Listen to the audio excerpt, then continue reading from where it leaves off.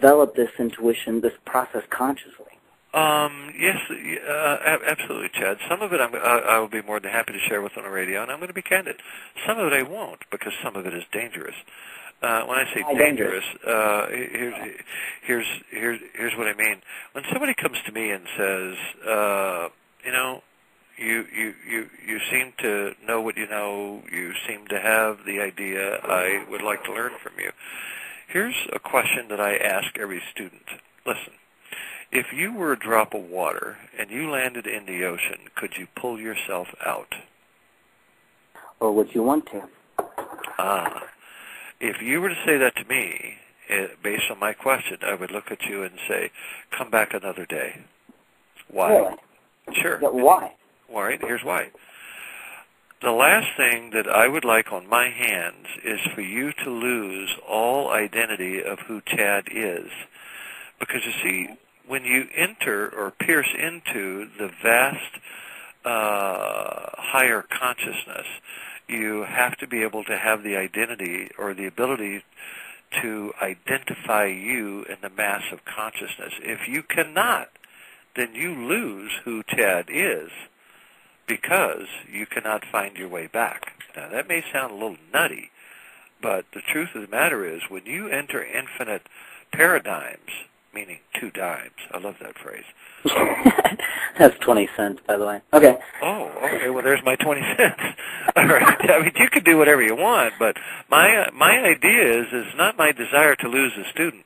My desire is to create a master. My desire is to have a person to have implicit understanding of not only themselves but the cosmos. And if you land into that infinite sea of infinite mind, then you no longer have any ability of having a reference point of self, of recognizing you, and all of that. I mean, do you know how many people, Chad, have lost themselves because they hear voices and they go insane? I do understand that. Right, it almost seems guess what they did? They pierced through the veils and peered into something that they were not ready to look into, because they did not have the ability to have individual identity and recognition in the mass consciousness of the entire cosmos, and throughout the entire length of what we refer to as human as time. So could that be a built-in safety mechanism by the Absolutely. universe to keep, Absolutely. Okay, now that makes sense. I mean, Right. I don't know if that's the right wording, but that I understand that. Well, seems it's to keep the rookies out, if you will, and nothing intended, because there's a lot of rookies.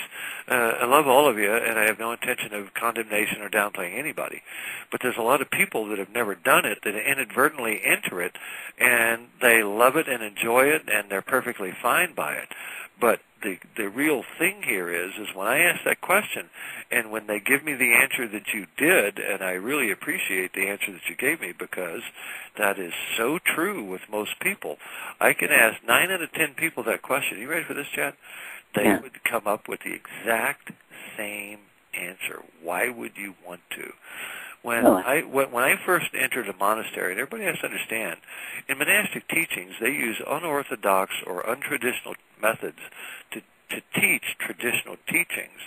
And I remember the very first question, which I've never really shared openly. I mean, you know the story of how I met Lobsang and Kaila. But one of their questions was similar to what I asked you, but they were more specific. If you enter infinite consciousness, will you be able to recognize you in that mass or sea of reality? And my answer was, there is no doubt. I know that I am able. That you are able. Okay, that's what I was thinking. That's the universal defense mechanism to keep the rookies out, as you stated, because once you're able to accept and open up to, I guess, everything, well then, if you are you can be the drop and the ocean at the same time, and that's why I say, why would you want to pull yourself out? Interesting, because in reality, you are. You are the drop in the ocean at the same time, but you have to be able to, let's say, come up for air. You have to be able to disconnect to reconnect, and it's not that you're really disconnecting; it's just you are self-identifying. I love to channel, And I had an intuitive warn me years ago, Stephen, you're doing that too much, you're going to lose you. And I looked at him and smiled and said, no, not really. I will gain me. And why did he say that, though? It was a she, because they were concerned that I would lose all sense of self-identity, which is what my pure attempt is to share with the listening audience, that this is a lovely, fun, enjoyable thing, but it is extremely dangerous. It can be, without hesitation and without question. If you are weak in any way in your level of sanity, this is not, in fact, my suggestion is this is nothing to play with. It is indeed something to enjoy, and it is indeed a talent that can be shared with all humans, but it is not a toy. And I believe, unfortunately, remember when we were kids, well, I don't know about you, we used to play with a Ouija board?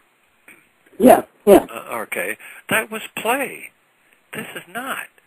I mean, when somebody calls you, here's the thing to myself. When somebody calls you and says, I'd like an intuitive reading, that is the most genuine experience that I, as an intuitive, can have. Because this person, and most people that do this, that's the reason I do not care for the word psychic, because there's too many people out there that are charlatans. But when they talk about psychic, they're just doing stuff, saying things, and not realizing that the person listening to them may base decisions of their life and their future based on what you say. So, and I love to share with people, look, I'm not serious when I do this, but I am extremely genuine when I do this. And that's the difference. But to be able to do it... What about the opposite? What about, I know myself, like I said, I see these things and I can hear things and I write them down. And I've been accused of people reading my books, reading what I write down in them, and then because they know me personally and they come back on me and say, aha, here you are writing this, you can write this stuff, and then you can't, or you don't seem to be able to be that. And I want to say that with intuition, I openly admit that if I say that patience is a virtue, it's because I do believe that patience is a virtue. However, it does not mean that I am patient. It doesn't mean I learned it. You may wonder my laughter because it's a dual-edged sword.